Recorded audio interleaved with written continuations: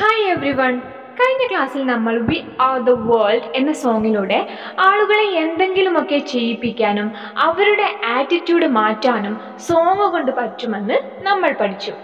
ആ സോങ് ആര് കോൺട്രിബ്യൂട്ട് ചെയ്തതാണ്? 21 ആർട്ടിസ്റ്റുകൾ അല്ലേ? ഒരുപാട് പേര് ഒരുമിച്ച് നിന്ന് പാടി അതിനെ വിജയിപ്പിച്ചെടുത്തു. ഓക്കെ, അധ്യാപകന്റെ കൂടെ ആ സോങ് ഒന്ന് പാടി നോക്കൂ. ഈ സോങ്ങിൽ ചില ലിറ്റററി ഡിവൈസസ് ഉപയോഗിച്ചിട്ടുണ്ട്. എന്താണ് ലിറ്റററി ഡിവൈസസ് എന്നുകൊണ്ട് ഉദ്ദേശിക്കുന്നത്? അതായത് സാഹിത്യീകരിക്കാൻ ഉപയോഗിക്കുന്ന, ഒരു സോങ്ങിൽ സാഹിത്യീകരിക്കാൻ ഉപയോഗിക്കുന്ന ചില കാര്യങ്ങൾ. Here someone, somewhere, soon. ഇതൊന്ന് നോക്കൂ, ഇതിൽ ചില സ്പെഷ്യാലിറ്റീസ് ഉണ്ട്. എന്താണത്? Yes, right. Someone, somewhere, soon. ഇതിലൊരു സൗണ്ട് റിപ്പീറ്റ് ചെയ്യുന്നുണ്ട്. നിങ്ങൾക്ക് മനസ്സിലായി കാണും എന്താണത്. ഇതുപോലെ സൗണ്ട്സ് റിപ്പീറ്റ് ചെയ്തു വരുന്നുണ്ടെങ്കിൽ ഇത്തരത്തിലുള്ള ലിറ്റററി ഡിവൈസിന് പറയുന്ന പേരാണ് അലിട്രേഷൻ. അലിട്രേഷൻ നിങ്ങളിത് 7th സ്റ്റാൻഡേർഡിൽ പഠിച്ചിട്ടുണ്ട്, ഓർക്കുന്നുണ്ടോ? ഇനി നെക്സ്റ്റ് ലൈൻ ഒന്ന് നോക്കൂ. We are all a part of God's great family. ഇതിലെന്താണ് നിങ്ങൾ കാണുന്നത്? Yes, God's great. ഗോഡ്സ് ഗ, ഗ്രേറ്റ് ഗ. ദെൻ സൗണ്ട് റിപ്പീറ്റ് ചെയ്യുന്ന സൗണ്ട് എന്താണ്? ഗ, ഗ. അതും അലിട്രേഷൻ ആണ്. ഇനി നമുക്ക് ഫസ്റ്റ് പാർട്ടിലേക്കൊന്ന് പോയി നോക്കാം. There comes a time when we need a certain call, when the world must come together as one. There are people dying. Oh, it's time to lend a hand to life, the greatest gift of all. ഇതിലൂടെ ഒന്ന് പോയി നോക്കൂ. ഇതിൽ എന്തെങ്കിലും തരത്തിലുള്ള alliteration നിങ്ങൾക്ക് കാണുന്നുണ്ടോ? Yes, ഇതിൽ നമുക്ക് ഒന്ന് കാണാൻ പറ്റുന്നത് ഗ്രേറ്റസ്റ്റ് ഗിഫ്റ്റ്. ഗ എന്ന സൗണ്ട് ഇതിൽ റിപ്പീറ്റ് ചെയ്ത് വരുന്നുണ്ട്. ഇനി ചിലതുണ്ട് എന്ന് വെച്ചാൽ look at this certain call. Certain call, ഈ വേർഡ് രണ്ടും സ്റ്റാർട്ട് ചെയ്യുന്നത് സെയിം ലെറ്റർ വെച്ചിട്ടാണ് അല്ലേ? CERTAIN, certain, CALL, call. രണ്ടും ഒരേ ലെറ്റർ വെച്ചിട്ടാണ് സ്റ്റാർട്ട് ചെയ്യുന്നത്. പക്ഷേ അവ രണ്ടും പ്രൊനൗൺസ് ചെയ്യുന്നത് വ്യത്യാസമുണ്ട് അല്ലേ? ഒന്ന് certain, certain. Then next one call, ക. അപ്പോൾ ഇത്തരത്തിലുള്ള പ്രൊനൗൺസ് ചെയ്യുന്നതിൽ മാറ്റം വരുന്ന alliteration sound devices follow sounds. Okay, അത് ഫോളോ ചെയ്യുന്നത് സൗണ്ടിനെയാണ്, നോട്ട് ലെറ്റേഴ്സ്. ലെറ്റേഴ്സിനെ അല്ല അത് ഫോളോ ചെയ്യുന്നത്. ദെൻ അപ്പോൾ നിങ്ങൾക്ക് അലിട്രേഷൻ എന്താണെന്ന് മനസ്സിലായല്ലോ. ഇനി മറ്റൊരു ലിറ്റററി ഡിവൈസിലോട്ട് നമുക്ക് പോകാം, അതായത് റിപ്പീറ്റ് ചെയ്ത് വരുന്നത്. നമ്മുടെ കോറസിലോട്ട് പോയാൽ, ഈ സോങ്ങിലെ കോറസിലോട്ട് നോക്കിയാൽ, we are the world, we are children, we are the ones who make the world. ഇതൊന്ന് നോക്കൂ, ഇതിൽ എന്താണ് റിപ്പീറ്റ് ചെയ്തിട്ടുള്ളത്? പറയൂ. വി ആർ ദ അല്ലേ? അപ്പോൾ അതാണ് റിപ്പീറ്റേഷൻ വന്നിട്ടുള്ളത്. ഈച്ച് ക്ലോസ്, ഈച്ച് ലൈൻ, ഇതാണ് റിപ്പീറ്റ് ചെയ്തിട്ടുള്ളത്. ഇഫ് എ പെർട്ടിക്കുലർ ഫ്രേസ്, ഒരു പെർട്ടിക്കുലർ ആയിട്ടുള്ള ഒരു പ്രത്യേക തരത്തിലുള്ള പദപ്രയോഗം is repeated the beginning of the clause or lines, സ്റ്റാർട്ടിങ്ങിൽ ആദ്യത്തിൽ തന്നെ ലൈൻസിൻ്റെയോ ക്ലോസിൻ്റെയോ ഒക്കെ സ്റ്റാർട്ടിങ്ങിൽ വന്നിട്ടുണ്ടെങ്കിൽ that is called anaphora. Anaphora എന്നാണ് അതിന് പറയാം. ഓക്കെ, ദെൻ അടുത്തത് നോക്കൂ. Well, well, well. Let's realise. ഇതിലെന്താണ്? സെയിം വേർഡാണ് അല്ലേ? Well, well, well. ദെൻ എങ്ങനെയാണ് റിപ്പീറ്റ് ചെയ്തിട്ടുള്ളത്? വെരി ക്ലോസ് ആയിട്ട്, അടുത്തടുത്ത്, ഒരേ സൗണ്ട് കണ്ടിന്യൂസ് ആയിട്ട് അടുത്തടുത്ത് റിപ്പീറ്റ് ചെയ്ത് വന്നിട്ടുണ്ട്. ഇതിന് മറ്റൊരു തരത്തിലുള്ള റിപ്പീറ്റേഷൻ ആണ്. ഇതിന് പറയുന്ന പേരാണ് എപ്പിസിയോക്സിസ്. ഇത്തരത്തിലുള്ള പോയറ്റിക് ഡിവൈസസ് ഈ സോങ്ങിൽ, ഇപ്പോൾ പറഞ്ഞിട്ടുള്ള സോങ്ങിൽ ഉപയോഗിച്ചിട്ടുണ്ട്. ഈ പറയുന്നതൊക്കെ നിങ്ങളുടെ അറിവിലേക്ക് മാത്രമാണ്. ഇനി നമുക്ക് നമ്മുടെ സോങ്ങിലേക്ക് മടങ്ങി വരാം. നമ്മൾ 2 അലിട്രേഷൻസ് ഇപ്പോൾ കണ്ടെത്തിയിട്ടുണ്ട്. ഒന്നുകൂടി, വൺ മോർ അലിട്രേഷൻ നിങ്ങൾ കണ്ടെത്തി എഴുതി നമ്മുടെ ടീച്ചർക്ക് സെൻഡ് ചെയ്തു കൊടുക്കണം. ദെൻ 1985 ഗ്രേറ്റ് ആർട്ടിസ്റ്റുകളെ കണ്ട് ഇൻസ്പയർഡ് ആയി ഐദി ഐലൻഡിൽ ഒരു എർത്ത്ക്വേക്ക് നടന്ന സമയത്ത്, ഒരു ഭൂമി കുലുക്കം നടന്ന സമയത്ത് 2010 ലോകത്തിൻ്റെ നാനാഭാഗങ്ങളിലുമുള്ള സിംഗേഴ്സ് എല്ലാവരും ഒരുമിച്ച് ചേർന്ന് ഇത്തരത്തിലുള്ളൊരു സോങ്ങിൻ്റെ മറ്റൊരു വേർഷനായിട്ട് നമ്മുടെ ലോകത്തിന് തന്നെ അല്ലെങ്കിൽ ആ ഒരു ഐലൻഡിന് വേണ്ടി കോൺട്രിബ്യൂട്ട് ചെയ്തിട്ടുണ്ട്. അതിൽ മുൻകൈ എടുത്തവരാണ് ജസ്റ്റിൻ ബീബർ, ജെനിഫർ നെറ്റിൽ, അങ്ങനെ ഒരുപാട് സിംഗേഴ്സ്. നമ്മുടെ AR റഹ്മാൻ, നമ്മുടെ സിംഗറായ AR റഹ്മാനും അതിൽ ജോയിൻ ചെയ്യുകയും അവയിൽ കോറസായി പാടുകയും ചെയ്തിട്ടുണ്ട്. ക്വിൻസി ജോൺസ് വീണ്ടും ചില ഇൻസ്ട്രുമെൻറ്റ്സ് എല്ലാം നൽകിയിട്ട്, ഇൻസ്ട്രുമെൻറ്റ്സ് ഒക്കെ ഉപയോഗിച്ചിട്ട് അതിനെ റീക്രിയേറ്റ് ചെയ്തിട്ടുണ്ട്. ഇതിൽ ഒരു റാപ്പ് പീസ് ഉണ്ട്, അതായത് ഇതിൻ്റെ അവസാനത്തിൽ ഒരു റാപ്പ് പീസ് ഉണ്ട്. വളരെ ഇൻട്രസ്റ്റിംഗ് ആണത്. ഒരുപാട് ആർട്ടിസ്റ്റുകൾ ആ റാപ്പ് ഒരുമിച്ച് നിന്ന് പാടുന്നുണ്ട്.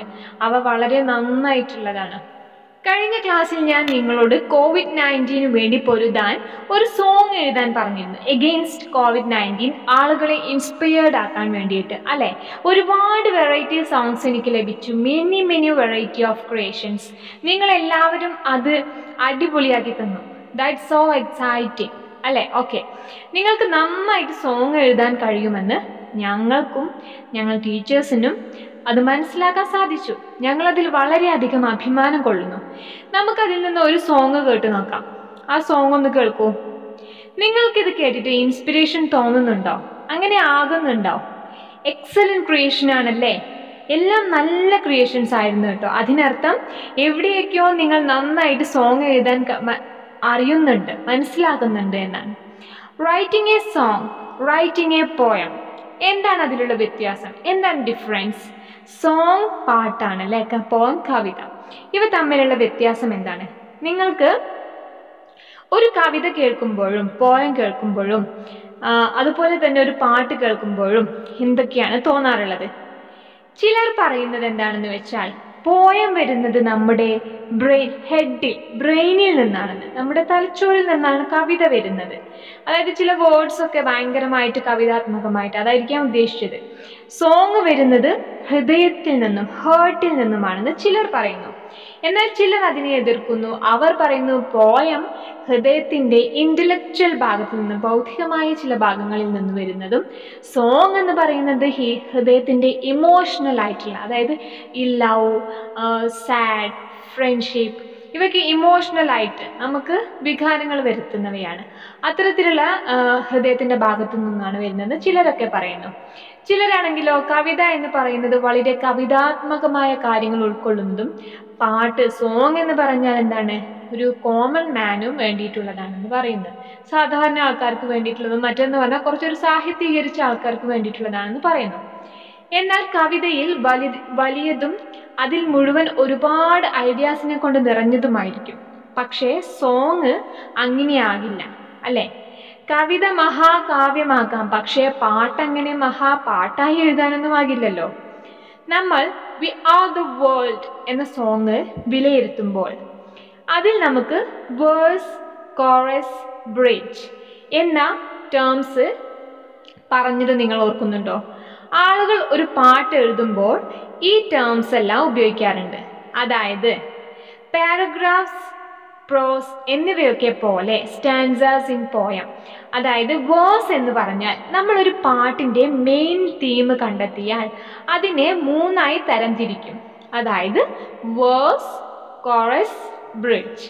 വേഴ്സിൽ നമ്മൾ കണ്ടെത്തിയത് മെയിൻ തീമായിട്ടുള്ള, റിലവൻ്റ് ആയിട്ടുള്ള ആ പ്രത്യേക സിറ്റുവേഷൻ, ഇവയെല്ലാം ഉൾപ്പെടുത്തിയിട്ടുള്ളതായിരിക്കും നമ്മുടെ വേഴ്സിലുണ്ടായിരിക്കുക. എന്താണ് ആ വിഷയം, എന്താണ് നമ്മുടെ മുൻപിലുള്ള വിഷയം. എന്നാൽ കോറസ് അവയെ ഒന്നുകൂടി എന്ത് ചെയ്യും, ഊന്നിപ്പറയും. അതൊന്നുകൂടി ഊന്നിപ്പറയും. ബ്രിഡ്ജിൽ അവയെ എല്ലാം കൺക്ലൂഡ് ചെയ്യും.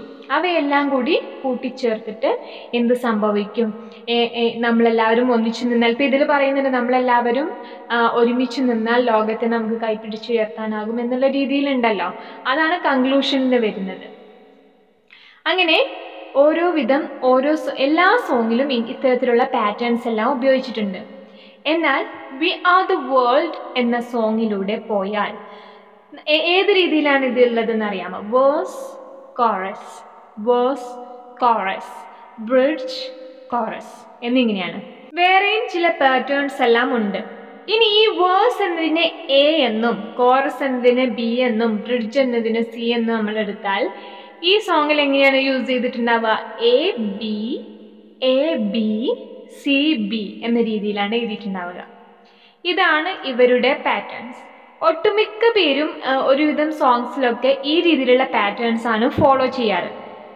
അതാണ് ഇതിൻ്റെ ഒരു സ്ട്രക്ചർ. പാട്ടുകൾ എന്ന് പറയുന്നത് ഒരു ബീറ്റ് പാറ്റേണിൽ പ്രത്യേക താളത്തിലാണ് പോകുന്നത്. നമുക്ക് ആ ബീറ്റ് പാറ്റേൺ കൗണ്ട് ചെയ്യാൻ കഴിയും. നമുക്കൊന്ന് കൗണ്ട് ചെയ്യാമോ? നിങ്ങൾ ഫസ്റ്റ് കാണിക്കുന്ന മ്യൂസിക് ശ്രദ്ധിച്ചല്ലോ, അതെങ്ങനെയാണ്?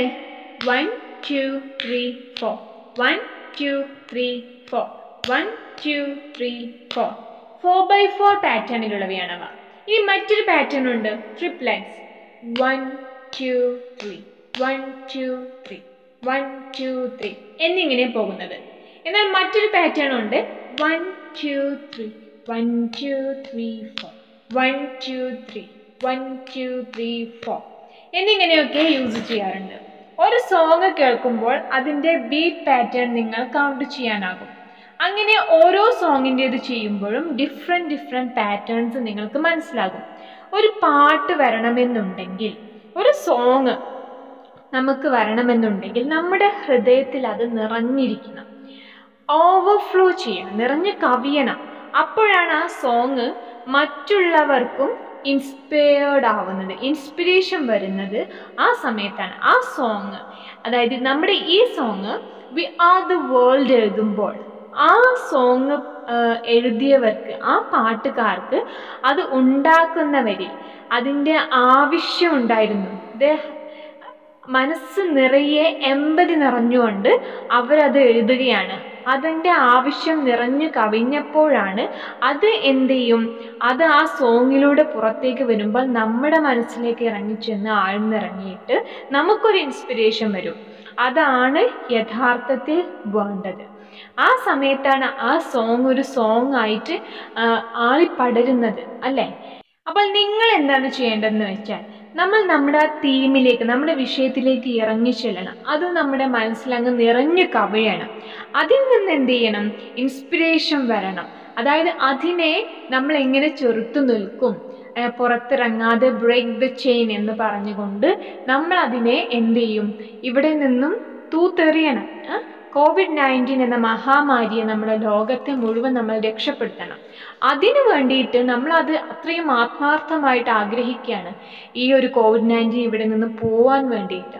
അപ്പം നമ്മൾ മനസ്സിൽ അത് നിറഞ്ഞ് കവിഞ്ഞ് നമ്മളത് പാട്ടിലേക്ക് മാറ്റി ആ പാട്ട് എന്ത് ചെയ്യണം? നല്ല ഡിഫറെൻറ്റ് ബീറ്റ് പാറ്റേൺസിൽ അറേഞ്ച് ചെയ്യണം. അതായത് നല്ല ഡിഫറെൻ്റ് ആയിട്ടുള്ള താളത്തിൽ.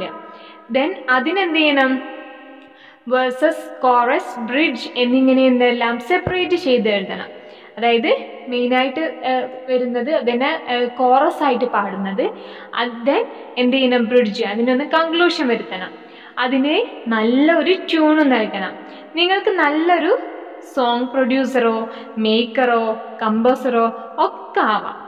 ഓക്കെ, ഇനി വരുന്ന ഏതെങ്കിലും മറ്റൊരു കാര്യം എന്നുള്ളത്, സ്കൂളിൽ വെച്ചിട്ട് വരുന്ന എന്തെങ്കിലും ഫെസ്റ്റിവൽസിൻ്റെ ഒരു ഫ്യൂച്ചറിൽ വരുന്നൊരു ഫെസ്റ്റിവലിൻ്റെ ഒരു സോങ് നിങ്ങൾക്ക് എഴുതാം. എന്നിട്ട് അത് ഇതുപോലെ ബീറ്റ് പാറ്റേൺസ് ഒക്കെ നൽകിയിട്ട് അടിപൊളിയാക്കിയിട്ട് വെറൈറ്റി ആക്കാം. ഈ സോങ് കേൾക്കുന്നതിൻ്റെ ബെനിഫിറ്റ്സ് എന്തൊക്കെയാണെന്ന് നിങ്ങൾക്കറിയാമോ? നിങ്ങളത് ചിന്തിച്ച് നോക്കിയിട്ടുണ്ടോ?